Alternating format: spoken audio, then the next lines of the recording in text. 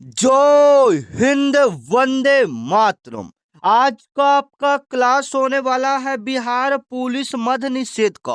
मैं कहूंगा साथियों, अगर आप पहली बार एग्जाम देने जा रहे हो, तैयारी अभी तक नहीं की हो और चाहते हो कि एक वर्दी आपका पक्की हो जाए, एक सीट आपका हो जाए, आपका सिलेक्शन हो जाए, तो आज का यह क्लास आपके लिए वरदान साबित होगा साथियों।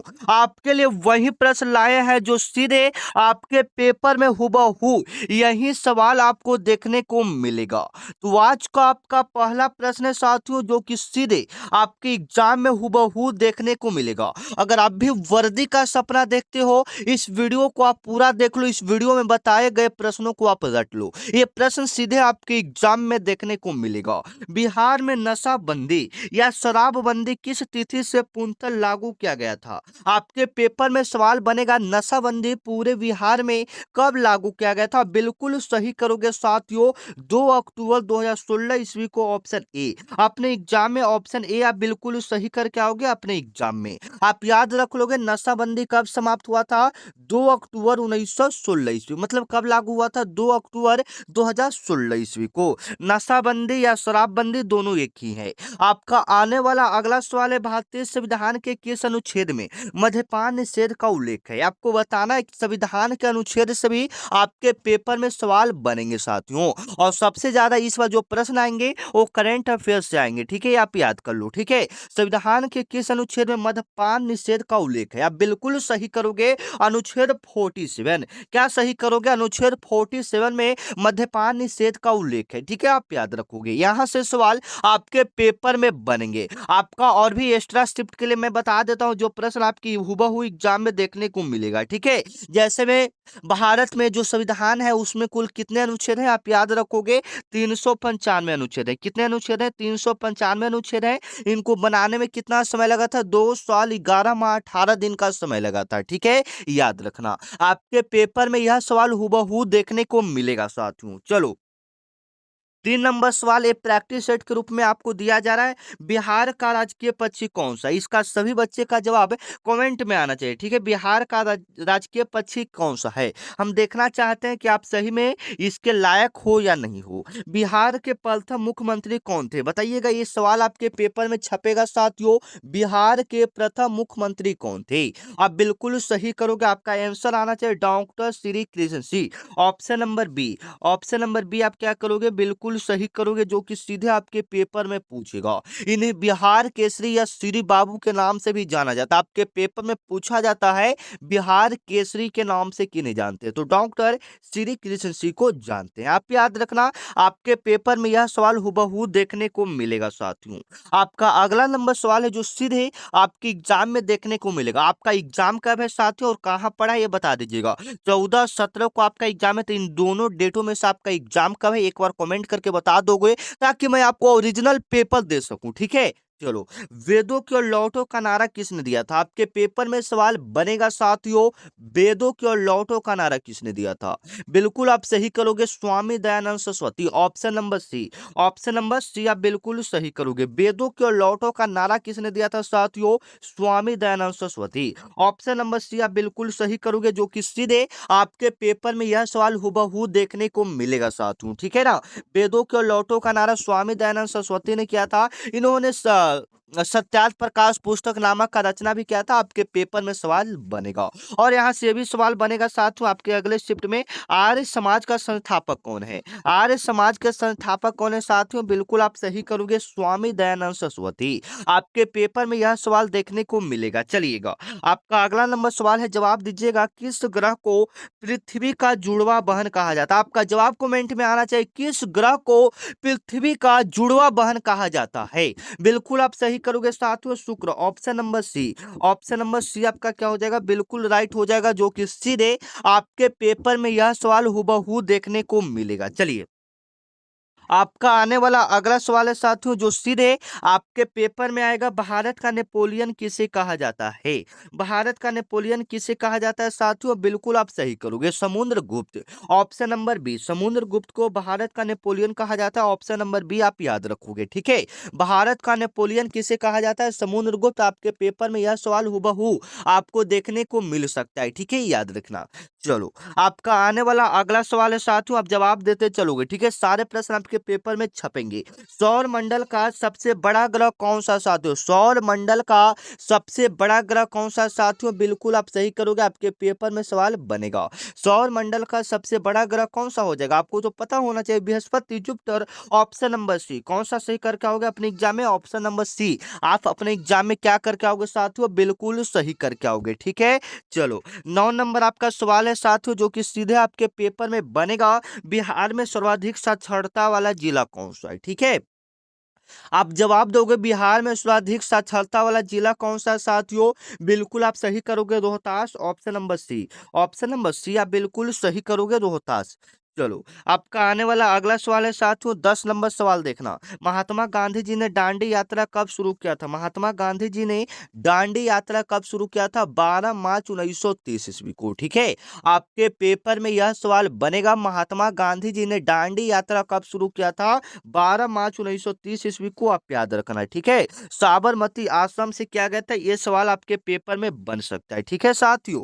चलो, भारतीय संविधान के जनक के रूप में किन्हें जाना जाता है? आपके पेपर में सवाल बनेगा।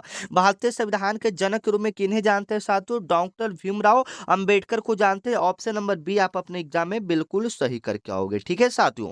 और जो बच्चा चैनल को सब्सक्राइब नहीं किया, चैनल को सब्सक्राइब कर लो, ताकि जो भी ओरिजिनल पेपर आपको बताएं सबसे पहले आपको पास पहुंचे। सब्सक्राइब करके ऑल बेल आइकन एक होता है, उसको प्रेस कर लीजिएगा, ताकि जो भी क्लास होगा सबसे पहले आपके पास चला जाएगा, ठीक है। चलिए, आप सब्सक्राइब कर लोगे। आपका आने वाला अगला सवाल है साथियों, पानीपत की पहली लड़ाई कब हुई थी? आपके पेपर में सवाल बनेगा, पानीपत की पहली लड़ाई कब हुई थी साथियों? बिल्कुल आप सही करोगे, आपके पेपर में सवाल बनेगा, पानीपत का पहली लड़ाई कब हुआ था साथियों? 1526 में। पानीपत का पहली लड़ाई कब हुआ था? 1526 में, आप याद रखना। आपके पेपर में यह सवाल देखने को मिलेगा, ठीक है। बाबर और इब्राहिम लोदी के बीच हुआ था, आप याद रखना, आपके पेपर में सवाल बनेगा। दूसरा आपका 1556 में, तीसरा 1761 में। आपका आने वाला अगला सवाल है साथियों, बिहार का शोक किस नदी को कहा जाता है? आपके पेपर में सवाल बनेगा, बिहार का शोक किस नदी को कहा जाता है? कोसी नदी को। कोसी नदी कहां से निकलता है साथियों? नेपाल के गोसाई थान से निकलता है, याद रखना। चलो, 14 नंबर आपका सवाल है साथियों, विश्व का सबसे लंबा नदी कौन सा है? विश्व का सबसे लंबा नदी कौन सा है साथियों? आप याद रखोगे, ठीक है। विश्व का सबसे लंबा नदी कौन सा हो जाएगा? नील नदी। विश्व का सबसे लंबा नदी कौन सा है साथियों? नील नदी। Option number B. Option number B. Option number B आप बिल्कुल सही करोगे, जो कि सीधे आपके पेपर में यह सवाल देखने को मिलेगा, ठीक है साथियों। विश्व का सबसे लंबा नदी कौन सा है? नील नदी। चलो, आपका आने वाला अगला सवाल क्या है साथियों, मानव शरीर की सबसे बड़ी हड्डी कौन सा है? जो कि सीधे आपके पेपर में पूछेगा, ठीक है। मानव शरीर की सबसे बड़ी हड्डी कौन सा है साथियों? बिल्कुल आपका राइट आंसर आएगा femur. Option number B. Option number B आप क्या करोगे? बिल्कुल सही करोगे, जो कि सीधे आपके पेपर में देखने को मिलेगा। आप लोग जो कमेंट में जवाब देते चलोगे, जो सवाल आपको आए, ठीक है। चलो, 16 नंबर आपका सवाल है साथियों, तुम मुझे खून दो, तुम मुझे खून दो, मैं तुझे आजादी दूंगा, यह नारा किसने दिया था? आपको पता है, तुम मुझे खून दो, मैं तुझे आजादी दूंगा, यह नारा किसने दिया था? सुभाष चंद्र बोस ने। Option number C. Option number C आप बिल्कुल सही करोगे, सुभाष चंद्र बोस ने यह नारा दिया था। चलो, आपका आने वाला अगला सवाल है साथियों, गौतम बुद्ध को ज्ञान की प्राप्ति कहाँ हुई थी? आपके पेपर में सवाल बनेगा, और आपको भी पता होना चाहिए, आपके पेपर में आएगा। गौतम बुद्ध को ज्ञान की प्राप्ति कहाँ हुआ था? बताइए कमेंट में, गौतम बुद्ध को ज्ञान की प्राप्ति कहाँ में हुआ था? बोध गया में। Option number C. Option number C आप क्या करोगे? बिल्कुल सही करोगे, भगवान गौतम बुद्ध को ज्ञान की प्राप्ति कहाँ में हुआ था साथियों? बोध गया में, ठीक है ना। चलो, आपका आने वाला अगला सवाल है साथियों, भारत का प्रथम नागरिक कौन होता है? आपके पेपर में सवाल बनेगा, भारत का प्रथम नागरिक कौन होता है साथियों? बिल्कुल आप सही करोगे, राष्ट्रपति। कौन सही करोगे? राष्ट्रपति। Option number B. Option number B आप बिल्कुल सही करोगे, भारत का प्रथम नागरिक कौन होता है? तो वहां का राष्ट्रपति होता है, ठीक है। चलो, आपका आने वाला अगला सवाल है साथियों, रबी की फसल किस ऋतु में बोई जाती है? रबी की फसल किस ऋतु में बोई जाती है साथियों? शीत ऋतु में, जिसको हम लोग सर्दी भी कहते हैं, ठीक है? रबी की फसल किस ऋतु में बोई जाती है? शीत ऋतु में बोया जाता है। चलो, 20 नंबर आपका सवाल है, बिहार का राजकीय पशु क्या है साथियों? बिल्कुल इजी लेवल का सवाल है, इसका जवाब आप लोग के कमेंट में आना चाहिए। चलिए, वायुमंडल में वायुमंडल में नाइट्रोजन की मात्रा कितनी है? आपके पेपर में सवाल बनेगा, वायुमंडल में नाइट्रोजन की मात्रा कितना है साथियों? बिल्कुल आप सही करोगे, ऑप्शन नंबर सी 78%। अगर हम और भी सवाल यहाँ पर बताना चाहें आपको, तो ऑक्सीजन कितना हो जाएगा? 21%। ऑक्सीजन कितना परसेंट हो जाएगा? 21%। Carbon dioxide 0.03%। ठीक है साथियों, चलो, आपका आने वाला अगला सवाल है, करो या मरो का नारा किसने दिया था? आपके पेपर में सवाल बनेगा, ठीक है? करो या मरो का नारा किसने दिया था? आपके पेपर में यह सवाल बनेगा, ठीक है ना? करो या मरो का नारा किसने दिया था? आप सभी को पता है करो या मरो का नारा किसने दिया था? महात्मा गांधी जी ने, ठीक है? Option number B, option number B. यहाँ पर और भी बहुत सारे प्रश्न पूछे जाते हैं, जैसे में जय हिंद का नारा किसने दिया था? जय हिंद का नारा किसने दिया था? बिल्कुल आप सही करोगे, सुभाष चंद्र बोस ने जय हिंद का नारा दिया था। चलो, आपका आने वाला अगला सवाल है साथियों कि लोकसभा का सदस्य बनने के लिए, लोकसभा का सदस्य बनने के लिए न्यूनतम आयु क्या चाहिए? अगर आपको लोकसभा का सदस्य बनना है साथियों, तो आपका न्यूनतम आयु कितना होना चाहिए? आपको पता है न्यूनतम आयु कितना होना चाहिए आपका? बिल्कुल राइट आंसर करो, 25 वर्ष होना चाहिए। Option number B, option number B आप बिल्कुल सही करोगे, 25 वर्ष आपका उम्र होना चाहिए लोकसभा का सदस्य बनने के लिए। चलो, 24 नंबर आपका सवाल है साथियों, क्षेत्रफल की दृष्टि से भारत का सबसे बड़ा राज्य कौन सा है? क्षेत्रफल की दृष्टि से भारत का सबसे बड़ा राज्य कौन सा है साथियों? याद रखोगे, Rajasthan. Option number C, option number C आप बिल्कुल सही करोगे, क्षेत्रफल की दृष्टि से भारत का सबसे बड़ा राज्य कौन सा हो जाएगा? राजस्थान। ठीक है साथियों, चलो, आपका आने वाला अगला सवाल है साथियों, रक्त का थक्का बनने में जमने में कौन सा विटामिन सहायक होता है? आपके पेपर में सवाल बनेगा, बिल्कुल आप सही करोगे, विटामिन के। रक्त का थक्का जमने में कौन सा विटामिन सहायक होता है? विटामिन के। विटामिन ए की कमी से आपको रतौंधी होगा, याद रखना, विटामिन ए की कमी से आपको क्या होगा? रतौंधी होगा। बी की कमी से आपका क्या होगा? Berry berry. बी की कमी से कौन सा रोग होगा? Berry berry. सी की कमी से कौन सा रोग होगा? अस्कार भी, याद रखना, ठीक है? आपके पेपर में यह सवाल देखने को मिलेगा साथियों। चलो, आपका आने वाला अगला सवाल है साथियों, ओणम। ओणम किस राज्य का प्रमुख त्योहार है? ओणम किस राज्य का प्रमुख त्योहार है साथियों? बिल्कुल आप सही करोगे, ठीक है? ओणम, ओणम किस राज्य का प्रमुख त्योहार है? Kerala. Option number B, option number B, option number B आप बिल्कुल सही करोगे, ओणम किस राज्य का प्रमुख त्योहार है? बिल्कुल आप सही करोगे, केरल। चलो,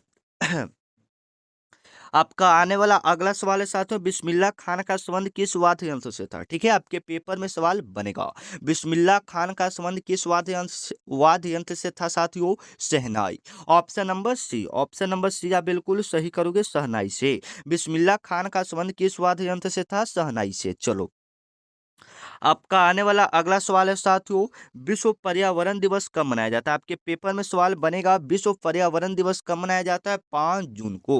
विश्व पर्यावरण दिवस कब मनाया जाता है साथियों? 5 जून को, ठीक है? याद रखना, विश्व पर्यावरण दिवस कब मनाया जाता है? 5 जून को विश्व पर्यावरण दिवस मनाया जाता है। चलो, याद हो गया। चलो, आपका आने वाला अगला सवाल है कि भारत के लौह पुरुष के रूप में किसे जाना जाता है? आपके पेपर में सवाल बनेगा, लौह पुरुष के रूप में हम लोग सरदार वल्लभ भाई पटेल को जानते हैं। Option number B, Sardar Vallabh भाई पटेल को लौह पुरुष के नाम से हम लोग जानते हैं साथियों। Option number B, option number B आप बिल्कुल सही करोगे, जो कि सीधे आपके पेपर में यह सवाल देखने को मिलेगा, ठीक है? चलिए, आपका आने वाला अगला सवाल है साथियों, कुतुब मीनार का निर्माण किसने पूरा करवाया था? आपके पेपर में सवाल बनेगा, कुतुब मीनार का निर्माण किसने पूरा करवाया था? इल्तुतमिश ने करवाया था। ऑप्शन नंबर बी, इल्तुतमिश ने करवाया था। आप याद रखना, कुतुब मीनार का निर्माण किसने करवाया था? इल्तुतमिश ने करवाया था। चलो, आपका आने वाला अगला सवाल है, ध्वनि की तीव्रता मापी जाती है, ध्वनि की तीव्रता किससे मापी जाती है साथियों? बिल्कुल आप सही करोगे, ठीक है? ध्वनि की जो तीव्रता है वह आपका नापा जाता है डेसिबल से। Option number A, option number A आप बिल्कुल सही करोगे, ध्वनि की तीव्रता किससे मापी जाती है? डेसिबल से, ठीक है साथियों? चलो, आपका आने वाला अगला सवाल है, सांची का स्तूप किसने बनवाया था? सांची का स्तूप किसने बनवाया था साथियों? बिल्कुल आप सही करोगे, सांची का स्तूप किसने बनवाया था? अशोक ने बनवाया था। Option number B option number B, Sanchi का स्तूप किसने बनवाया था? अशोक ने बनवाया था। ठीक है, चलिए आपका आने वाला अगला सवाल है साथियों, विटामिन सी का सबसे अच्छा स्रोत कौन सा है? विटामिन सी का सबसे अच्छा स्रोत कौन सा है साथियों? आंवला। Option number C. Option number C आपका क्या होगा? बिल्कुल राइट होगा, जो कि सीधे आपके पेपर में यह सवाल बनेगा। विटामिन सी का सबसे अच्छा स्रोत कौन सा हो जाएगा? आंवला हो जाएगा। ठीक है, चलिए आप लोग जवाब देते चलोगे। ठीक है, सारे प्रश्न आपके पेपर में बनने लायक हैं। सूरज के प्रकाश में कौन सा विटामिन मिलता है साथियों? बताइएगा, सूरज के प्रकाश में कौन सा विटामिन मिलता है? आप बिल्कुल सही करोगे, विटामिन डी। विटामिन डी, सूरज के प्रकाश से कौन सा विटामिन मिलता है? Vitamin D. इसे सनशाइन विटामिन भी कहते हैं। सनशाइन, सनशाइन विटामिन किसे कहते हैं? सनशाइन विटामिन किसे कहते हैं साथियों? बिल्कुल आप सही करोगे, विटामिन डी को। चलो आपका आने वाला अगला सवाल है, बिहार में नमक सत्याग्रह कब हुआ था? बिहार में नमक सत्याग्रह कब हुआ था? ठीक है, आपके पेपर में यह सवाल बन सकता है, बिहार में नमक सत्याग्रह कब हुआ था? मैंने अभी आपको बताया, डांडी मार्च का है या नमक सत्याग्रह का है, दोनों बात यहाँ पर एक ही होगा। 12 मार्च 1930 ईस्वी को। Option number A. Option number A आप बिल्कुल याद रखोगे। 8 अगस्त 1942 ईस्वी को आपका भारत छोड़ो आंदोलन हुआ था। ठीक है साथियों, चलो आपका आने वाला अगला सवाल है साथियों, विश्व का सबसे बड़ा महासागर कौन सा है? विश्व का सबसे बड़ा महासागर क्या है साथियों? आप याद रखोगे, प्रशांत महासागर। ऑप्शन नंबर सी।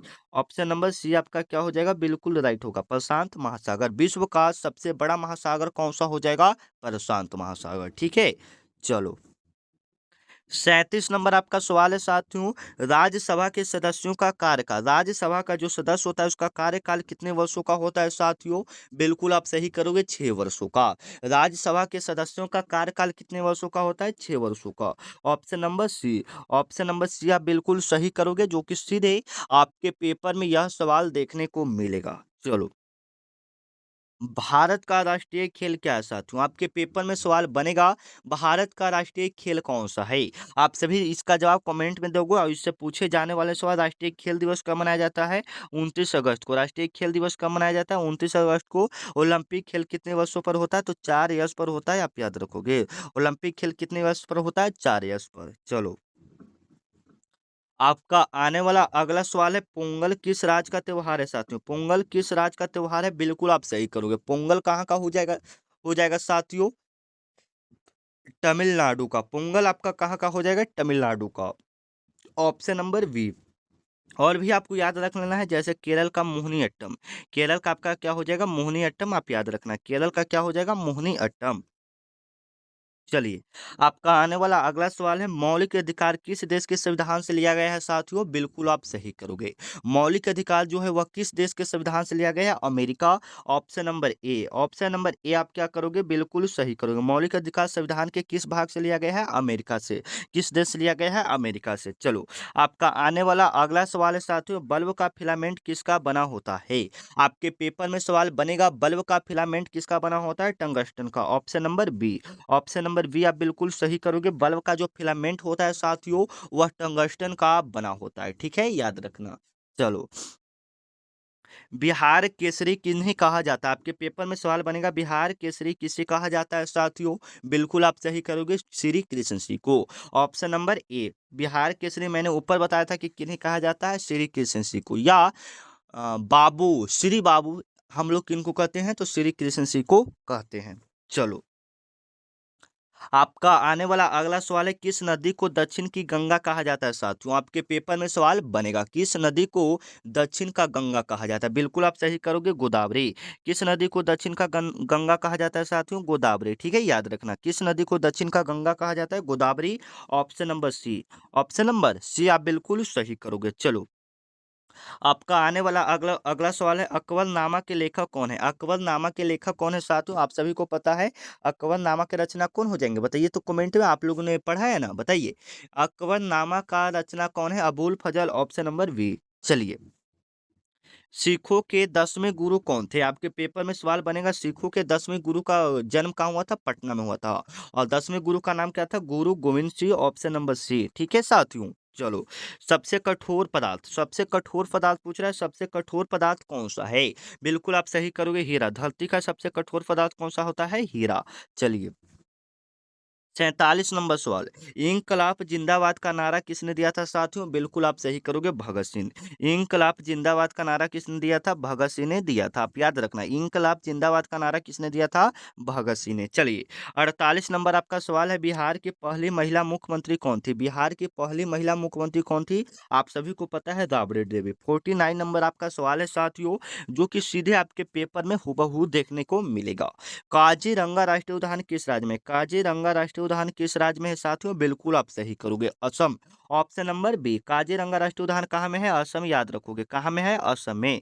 काजीरंगा राष्ट्रीय उद्यान कहाँ में है साथियों? असम में। ठीक है ना, और भी बहुत सारा है जो आपके पेपर में पूछता है। जिम कॉर्बेट राष्ट्रीय उद्यान कहाँ है? उत्तराखंड में। जिम कॉर्बेट राष्ट्रीय उद्यान कहाँ में है? उत्तराखंड में, आप याद रखोगे, ठीक है। चलिए, सुंदरवन राष्ट्रीय उद्यान कहाँ में? पश्चिम बंगाल में। सुंदरवन राष्ट्रीय उद्यान कहाँ में है साथियों? पश्चिम बंगाल में, ठीक है। चलिए, 50 नंबर सवाल आपका, विद्युत धारा का मात्रक क्या है? विद्युत धारा का मात्रक क्या है साथियों? बिल्कुल आप सही करोगे, एम्पियर। विद्युत धारा का मात्रक क्या है साथियों? Ampere. Option number B. Option number B आप बिल्कुल सही करोगे। अगर हम वोल्ट की बात करें तो ये भी किसी का मात्रक होता है, ओम भी आपका होता है, वाट शक्ति का होता है, ठीक है। प्रतिरोध का ऐसा मात्रक यहाँ पर ओम होता है, ठीक है साथियों। चलिए, मिलते हैं नेक्स्ट वीडियो में, तब तक के लिए जय हिंद, वंदे मातरम। आपका स्कोर कितना हुआ कमेंट में जरूर बताओगे, ठीक है। चलो।